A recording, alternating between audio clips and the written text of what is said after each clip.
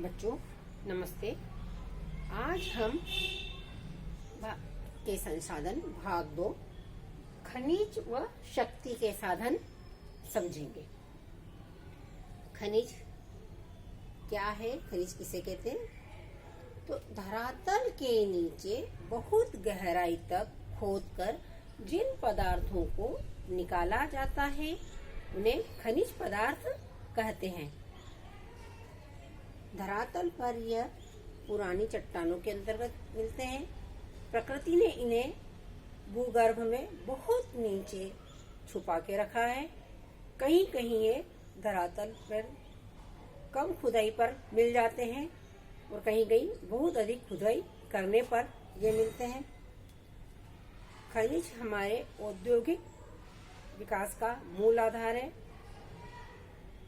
कारखानों में लगी मशीनें, पानी पर तैरने वाले जहाज, ऊंची इमारतें, अस्त्र शस्त्र, धात्विक सिक्के आदि खनिज पदार्थों खनिज से ही मिलते हैं। मनुष्य की उन्नति का, विकास का आधार खनिज है। अगर ये खनिज नहीं होते तो हमारा विकास धीमी गति से होता। खनिज पदार्थों को 2 भागों में बांटा है, धात्विक खनिज और अधात्विक खनिज। तो धात्विक खनिज के अंतर्गत वे खनिज आते हैं जिनके अंतर्गत धातु पाई जाती है, जैसे लोहा, मैंगनीज, बॉक्साइट, क्रोमाइट आदि लोहा धातुएं हैं। इनके अंतर्गत लोहा और अलोहा धातु के अंतर्गत सोना, चांदी, तांबा आदि है। ये धात्विक खनिज है। अब आता है अधात्विक खनिज। तो वे खनिज पदार्थ जिनके अंतर्गत धातु नहीं पाई जाती अधात्विक खनिज कहलाते हैं, जैसे कोयला, हीरा आदि के शीशा। इनके अंतर्गत धातु नहीं पाई जाती। अगर हम इनका चूर्ण करें तो धातु नहीं निकलेगी। ये अधात्विक खनिज है। अब अभ्रक के बारे में हम ये समझ लेते हैं। तो अभ्रक कायांतरित चट्टानों के अंतर्गत चमकीला, हल्का, परतदार खनिज है। यह चट्टानों के अंदर मिलता है और विश्व का 26% अभ्रक भारत में पाया जाता है और भारत का 60% अभ्रक बिहार व झारखंड में मिलता है।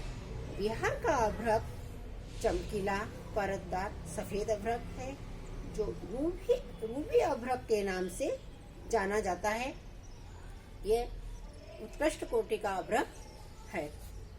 अभ्रक के उपयोग, तो अभ्रक बिजली का संचालन में काम आता है। यह बिजली का कुचालक होता है, गर्म होता है। टेलीफोन में, खिलौने में, रेडियो में इनका उपयोग किया। औषधि बनाने में अभ्रक का उपयोग किया जाता है। अब आता है शक्ति के साधन। तो शक्ति के साधनों को भी 2 भागों में बांटा है, पारंपरिक शक्ति के साधन और गैर पारंपरिक शक्ति के साधन। तो पारंपरिक शक्ति के साधन के अंतर्गत कोयला, खनिज तेल, प्राकृतिक गैस आदि जो हमें पारंपरिक रूप से प्राप्त है। कोयला उद्योग धंधों की जननी है। समस्त औद्योगिक धंधे का मूल आधार है। और गैर पारंपरिक ऊर्जा स्रोत के अंतर्गत सौर ऊर्जा, पवन ऊर्जा, भूतापीय ऊर्जा, जैविक ऊर्जा आती हैं। ये हमारे शक्ति के साधन जिनसे सभी उद्योग धंधे का संचालन होता है, सभी में ये काम आते हैं। तो ये हमारे हो गए शक्ति के साधन, पारंपरिक और गैर पारंपरिक शक्ति के साधन। तो बच्चों, आज हमने खनिज और शक्ति के साधन के बारे में जानकारी प्राप्त की है।